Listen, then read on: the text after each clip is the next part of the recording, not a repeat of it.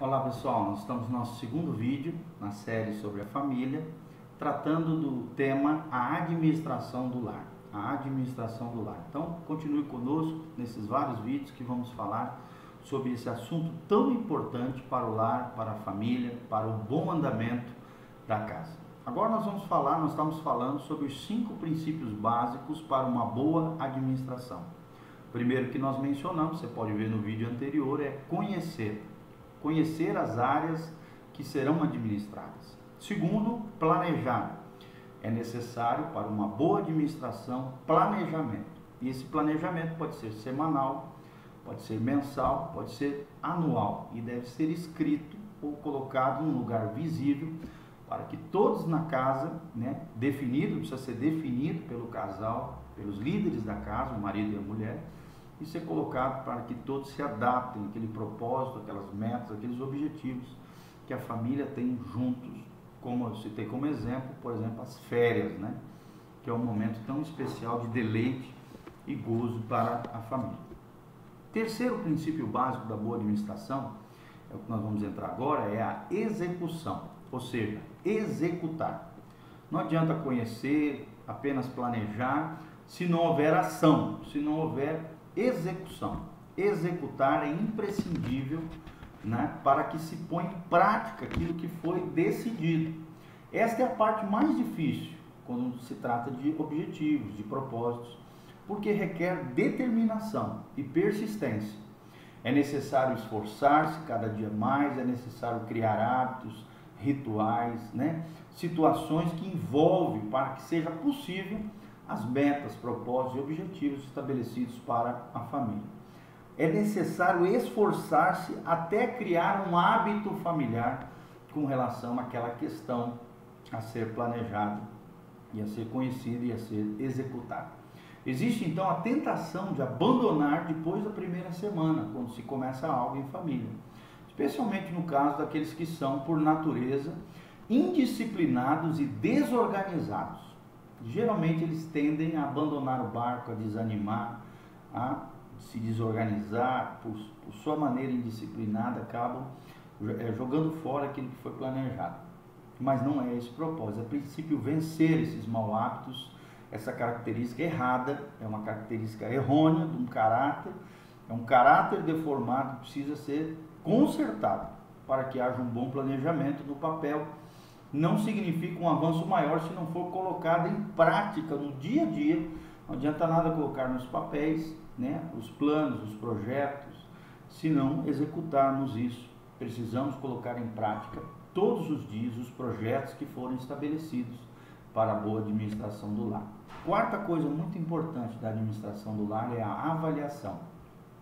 Também é necessário uma pausa para considerar a atuação e comparar o planejamento com as realizações.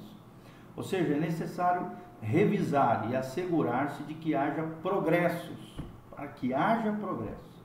E quinto, fazer ajustes, Às vezes é necessário fazer ajustes. Algumas vezes o planejamento não é realista ou não está bem feito, ou se torna difícil ou até impossível de cumprir. Isso fica evidente quando fazemos uma avaliação de todo esse processo e fazemos os ajustes necessários para o bom andamento da administração do lar. Nesse caso, torna-se necessário fazer ajustes para adequar o planejamento à realidade.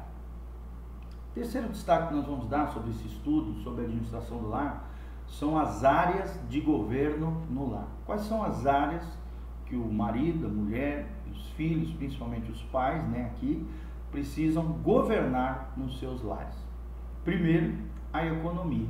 Segundo, as tarefas domésticas. Terceiro, saúde e higiene. Quarto, atividades familiares e recreação. Quinto, formação integral da família.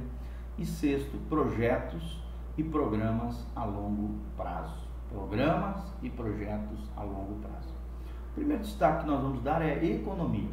A economia se divide em duas partes: receitas e despesas. Receitas é aquilo que nós recebemos. Estas constituem o total administrado.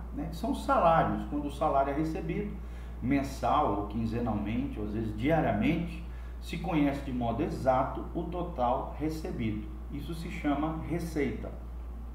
Para o caso de trabalhadores, por exemplo, de conta própria, ou horistas, né, preciso fazer contas e saber quanto dinheiro estará disponível mensalmente com relação aos seus trabalhos diários.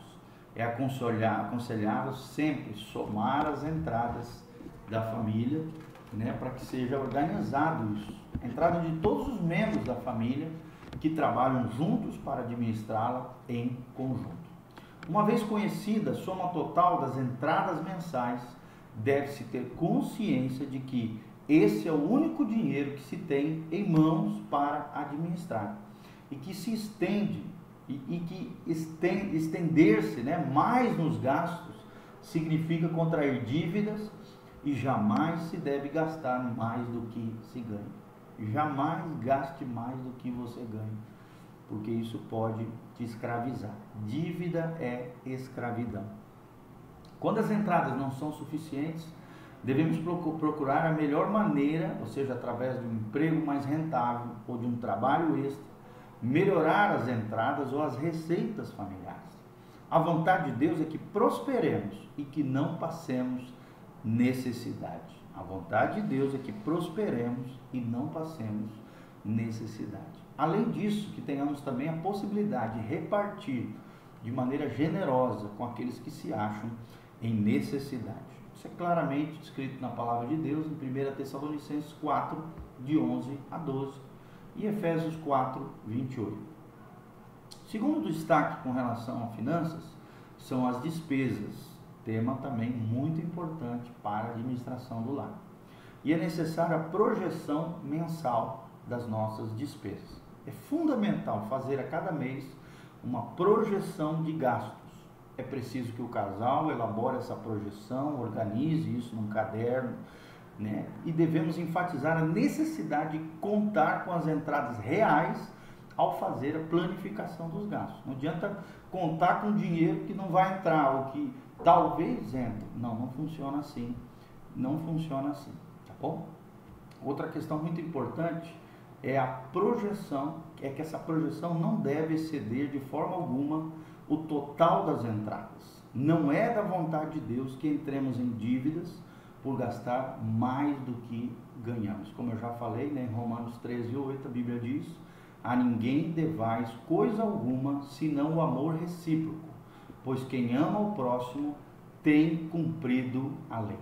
Então, convém destacar que a administração é gastar o que se programou e não apenas anotar o que se gasta. Vou repetir, a administração é gastar o que se programou e não apenas anotar o que se gasta.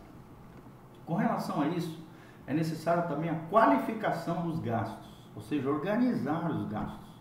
Quando fazemos essa projeção, temos que ter em mente que nem todos os gastos têm a mesma importância ou prioridade, ou seja, existem coisas que são primárias e coisas que são secundárias.